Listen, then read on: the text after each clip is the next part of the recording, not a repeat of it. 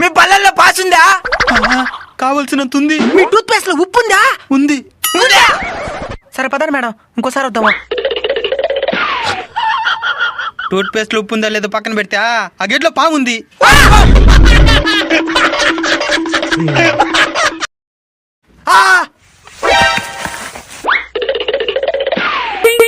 మీ tooth paste లో కారం ఉందా? కారమా?